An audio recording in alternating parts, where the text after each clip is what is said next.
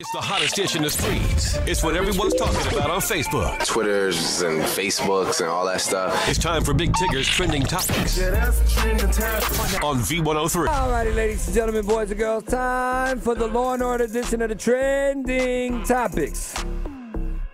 Shout out Karrueche Trent. So you know she has this restraining order against Chris Brown, right? Mm-hmm. Well, she couldn't go to court because she was allegedly out of town shooting a movie or a TV show in New Orleans, right? Expected to take the judge through what she claims are a series of death threats and violent encounters at the hands of Chris Brown.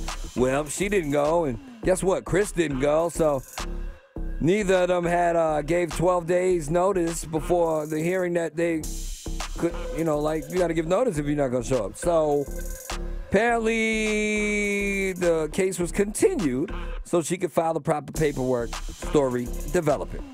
Next up in our Law & Order edition of Trending Topics, Future and Rocco still arguing over this $10 million. Rocco filed suit alleging Future went around him and he owes him some dough. Also asked the court to have Future turn over his financial statements so that he can, you know, we can know what we're working with. So he's not hiding money, etc., etc. He's supposed to get 25% commission off of record deal advances and 20% off of earnings from endorsements and touring and stuff. Apparently, Future allegedly cut a multi-million-dollar side deal with Epic and kind of didn't give Rocco his cake.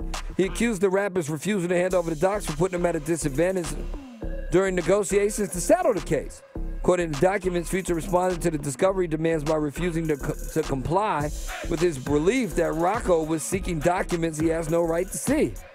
Story still developing. They arguing over millions, though. If you're going to argue over some millions. That's going to do it for the Trending Topics. Need more info? Hit up V-103.com. More Big Ticket Show right now.